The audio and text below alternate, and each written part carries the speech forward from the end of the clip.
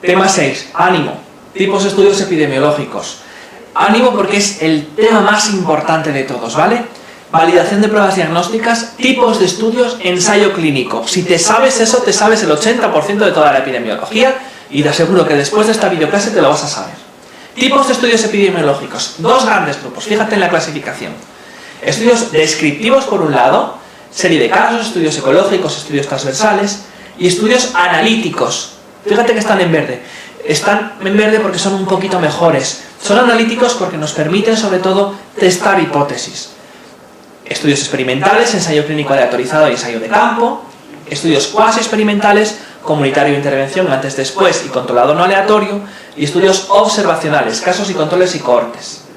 Vamos a hablar de estudios descriptivos. Primero, serie de casos, estudios ecológicos, estudios transversales. Serie de casos, fíjate en este ejemplo. Pielonefritis seantogranulomatosa, experiencia clínica en el Hospital Universitario de la Samaritana. No sé si sabes lo que es la pielonefritis seantogranulomatosa, yo tampoco, pero soy capaz de vivir con ello.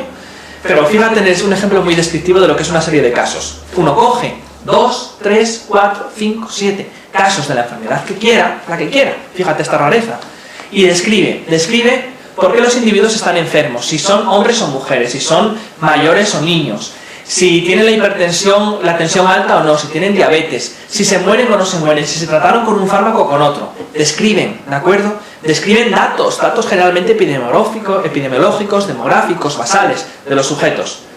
¿Pueden establecer hipótesis? Pues claro, pueden establecer pero no testar. Si yo tengo 5 casos de pielonefritis seantogranulomatosa y en los 5 he visto que son mujeres, puedo decir que es probable que la pielonefritis seantogranulomatosa se asocie al sexo. ¿Puedo confirmarlo? Para nada. ¿Con una serie de casos? Nunca. Estudios ecológicos, cuidado.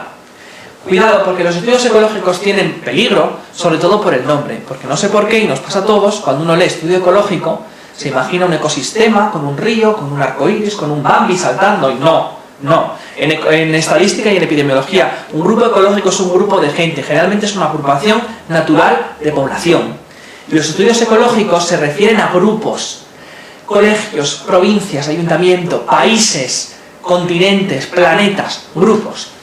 Es muy importante en este tipo de estudios que la información que tenemos es de todo el grupo, pero no individual. Por ejemplo, imaginaros un estudio, imagínate un estudio en el que comparamos, en el que vemos la incidencia de accidentes de tráfico en España en el año 2010. ¿Bien? La incidencia o la tasa de accidentes de tráfico en Alemania. Tenemos además el consumo de alcohol en España y el consumo de alcohol en Alemania. Y lo comparamos, ¿vale? Y vemos, por ejemplo, que la tasa de accidentes de tráfico en España es mayor y que además el consumo de alcohol es mayor. No sé si es mayor o no, ¿vale? Es un ejemplo. Lo comparamos. ¿Podemos establecer que los accidentes de tráfico se relacionan con el consumo de alcohol? Hombre, por este estudio solo no. Y un paso más. ¿Sabemos si los individuos que tuvieron el accidente de tráfico habían bebido o no? Con estos datos, no. Tenemos los datos globales de la población de España de consumo de alcohol y los datos globales de la población de España de accidentes de tráfico, pero no conocemos de ninguna manera la exposición individual de cada uno de los individuos que forman parte de los grupos. Y por eso, este ejemplo es un típico estudio ecológico. Estudios transversales y estudios de prevalencia. Fíjate en la imagen, una tijera. Se llaman también estudios de corte.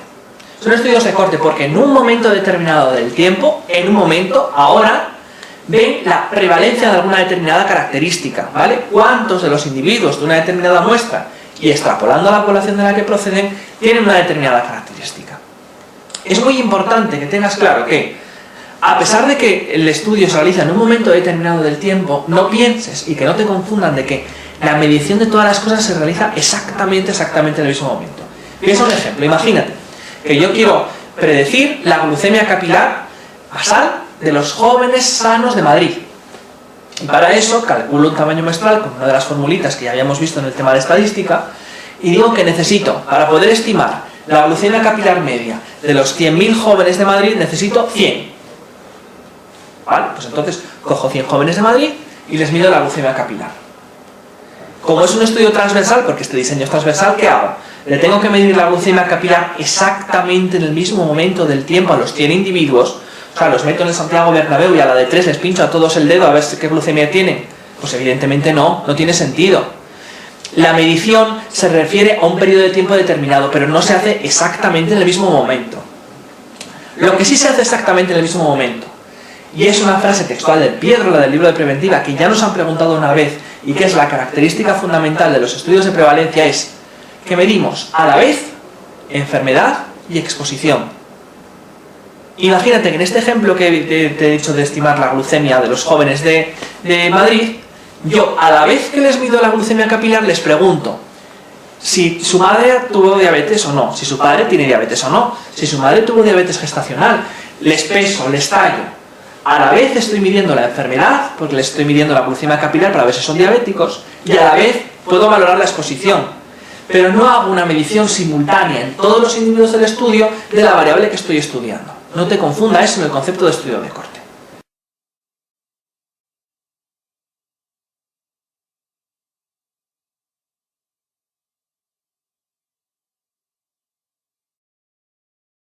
Fíjate en esta pregunta. 2001-2002, típica de un estudio de prevalencia. Usted está interesado en conocer la prevalencia en una determinada enfermedad de una población. ¿Qué tipo de diseño deberá aplicar para realizar dicho estudio de forma óptima? ¿Qué tipo de estudio? ¿Serie de casos, transversal, de intervención comunitaria, revisión retrospectiva de casos comunicados, estudio prospectivo de corte? Evidentemente un estudio transversal.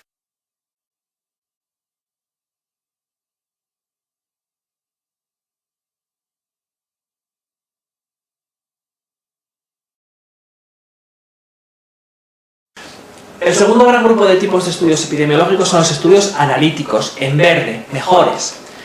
Se dividen en experimentales, ensayo clínico aleatorio, ensayo de campo, casi experimentales, ensayo comunitario de intervención, antes, después y controlado no aleatorio, y observacionales, casos y controles y cortes. Estamos en primera vuelta y vamos a buscar sobre todo fijar conceptos básicos de la asignatura. Ya volveremos sobre ella y nos aprenderemos lo más pequeñito. Vamos a hablar del ensayo clínico mucho, hay un tema específico para ello, y sobre todo vamos a distinguir un estudio de casos y controles de un estudio de cortes. No puede acabar esta videoclase sin que distingas unos de otros y te aseguro que lo vas a hacer. En un estudio de cohortes, recuerda, lo había dicho antes al hablar del riesgo relativo, partimos de una muestra de sanos, una muestra de individuos sanos que clasificamos en expuestos a un factor de riesgo y en no expuestos a un factor de riesgo. Y los seguimos a lo largo del tiempo y vemos si caen o no enfermos. Partimos de sanos, expuestos o no expuestos a un factor de riesgo, y vemos si caen enfermos y comparamos la incidencia en el grupo expuesto frente a la incidencia en el grupo no expuesto. El sentido de los estudios de cohortes es siempre hacia adelante, pero eso no quiere decir que sean siempre prospectivos. De hecho, imagínate que yo cojo el registro de historias clínicas de mi hospital y veo un grupo de pacientes en el año 2010 estaban sanos y quiero comprobar si la exposición a lo que sea, al aceite de ricino, provocaba alopecia. Imagínate. Y para eso yo sigo el registro de mis historias clínicas del hospital hasta el año 1930. Empecé en 1910 y acabé en 1930 y estoy analizando los datos en 2010. Es un estudio retrospectivo porque todo está pasando en el pasado, pero sigue teniendo la intención hacia adelante. Y por eso es un estudio de cohortes, unas cohortes retrospectivas. Es importante en los estudios de cohortes algunas cosas que son de sentido común. Imagínate que yo quiero valorar una enfermedad rara, una enfermedad poco frecuente. Ten en cuenta que tal como planteo un estudio de cohortes, yo necesito que caigan individuos enfermos. Recuerda que lo que necesitas a la hora de hacer un estudio es que existan diferencias entre los grupos. Al margen del altruismo de la medicina y de que uno quiera que toda la gente esté sana. No, lo que quieres en un estudio es que te salga bien, que te salga una buena P y poder publicarlo en la mejor revista del mundo. Quieres que te caiga la gente enferma. Y como quieres que la gente te caiga enferma, necesita que haya enfermos. Lo necesitas. ¿Cómo va a haber enfermos si la enfermedad es muy rara o es muy poco frecuente? Es que es muy probable que tú clasifiques a los individuos en expuestos y no expuestos, los estés siguiendo años y años y años y años y no caiga ningún enfermo. Y lo mismo pasa cuando lo utilizas para enfermedades con un periodo de incubación muy largo. Imagínate una enfermedad que tenga 50 años de periodo de incubación. 50 años de estudio. Eso es inabarcable desde el punto de vista económico. No son buenos para este tipo de cosas. Lo más importante de los estudios de cohortes es que, como siempre van hacia adelante, siempre podemos hallar casos nuevos. Como podemos determinar el número de casos nuevos que tenemos, con respecto al tiempo, podemos calcular incidencia y si comparamos la incidencia en expuestos con la incidencia en no expuestos, podemos calcular el riesgo relativo, que es la medida de asociación, como te decía en el tema de medidas de asociación, la medida de asociación por excelencia.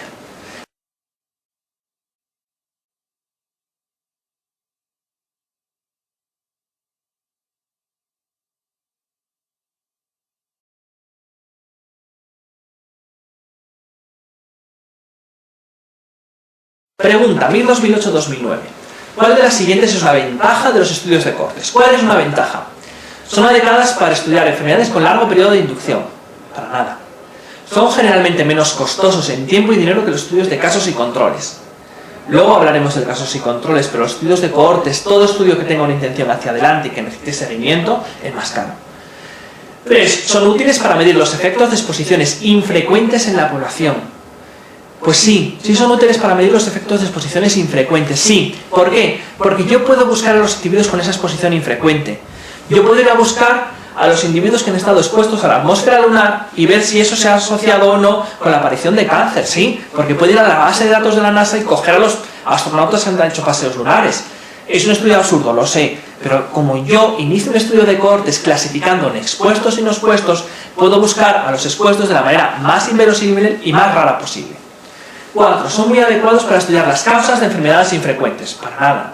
5. La aleatorización de la exposición. No creo que haya hablado de la aleatorización en un estudio de cohortes, ¿verdad?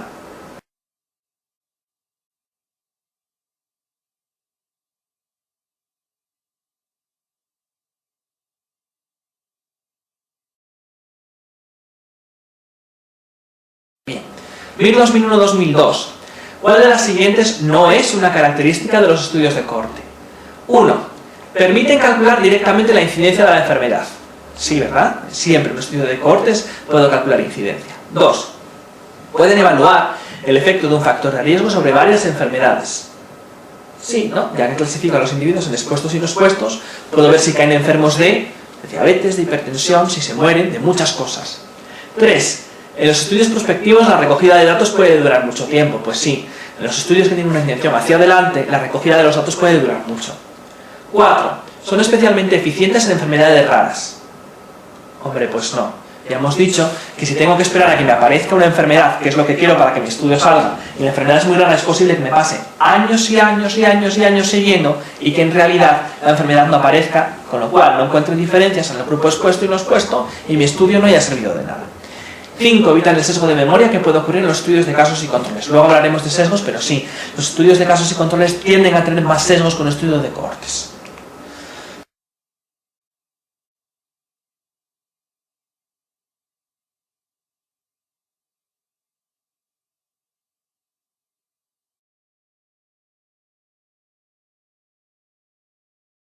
Mil 2007-2008. Respecto a los estudios epidemiológicos de cohorte, es cierto que 1. Se utiliza la odds ratio como medida fundamental de asociación. No, ¿verdad? El riesgo relativo. 2. Se denominan también estudios de prevalencia. Para nada.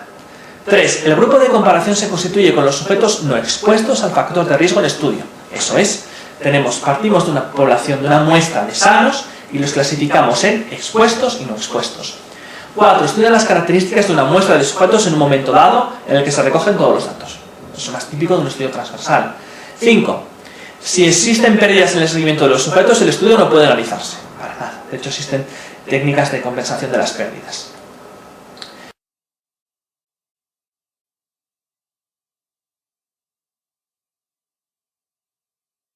Estudios analíticos observacionales de tipo casos y controles. Cohortes partimos de una muestra de sujetos sanos, expuestos, no expuestos. En un estudio de casos y controles lo dice su nombre. Partimos de casos y de controles.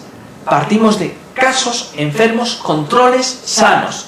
Y miramos retrospectivamente hacia atrás si han estado expuestos o no a un determinado factor de riesgo. Partimos de casos y controles. Controles sanos, casos enfermos y miramos retrospectivamente si han estado expuestos o no a un factor de riesgo. Como siempre miramos hacia atrás, siempre los estudios de casos y controles son retrospectivos, siempre. Como son retrospectivos, no podemos calcular incidencias, no podemos calcular casos nuevos, son retrospectivos, vamos hacia atrás. ¿Cómo vamos a considerar que algo es nuevo si estamos mirando hacia el pasado? Como vamos mirando hacia el pasado, no podemos calcular incidencia. Como no podemos calcular incidencia, no podemos calcular un riesgo relativo. Y la medida de asociación que utilizamos en un estudio de casos y controles es la odds ratio.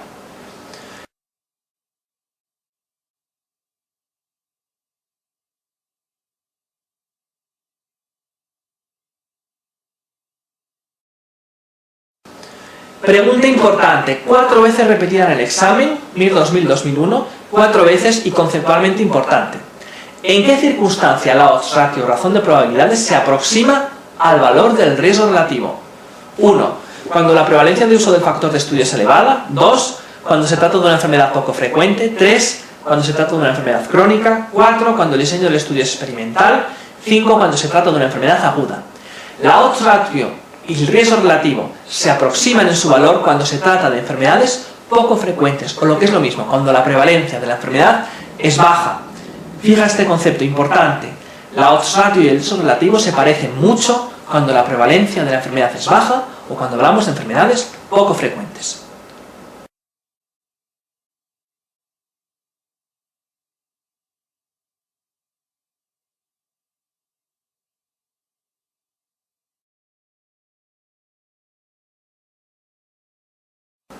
Pregunta, 2007-2008. ¿Cuál de los siguientes estudios se corresponde con el diseño de un estudio de casos y controles?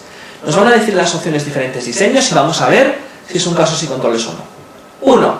Seleccionamos un grupo de pacientes diagnosticados de granulocitosis y un grupo control de pacientes del mismo hospital con otras enfermedades hematológicas. Comparamos a los 2 años en ambos grupos la proporción de pacientes que sobreviven.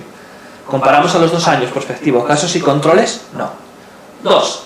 Seleccionamos un hospital en el que han ocurrido una serie de casos de legionelosis y como control otro hospital sin ningún caso. Comparamos la temperatura del agua en los depósitos de agua caliente de cada hospital. Seleccionamos una serie de casos de legionelosis y otro hospital sin legionelosis y la temperatura del agua, para nada. 3. Seleccionamos un grupo de diabéticos e hipertensos en tratamiento con enalapril y otro grupo con las mismas enfermedades en tratamiento con diuréticos. 2 grupos de tratamiento. Comparamos en ambos grupos los valores de proteinuria después de 6 meses de tratamiento. Prospectivo. ¿Casos y controles? Nunca. 4. Seleccionamos una muestra de sujetos que han tenido un resultado positivo en un control de alcoholemia mientras conducían. Calculamos en este grupo la prevalencia de cardiopatía isquémica sintomática. Para nada. 5. Seleccionamos un grupo de pacientes diagnosticados de infarto agudo de miocardio, casos, y un grupo seleccionado de forma aleatoria procedente de la misma colectividad sin infarto, controles. Comparamos en ambos grupos la proporción de pacientes previamente expuestos a determinado antiinflamatorio no esteroideo. Perfecto. Seleccionamos casos, seleccionamos controles y miramos hacia atrás si han estado expuestos o no a un tratamiento antiinflamatorio.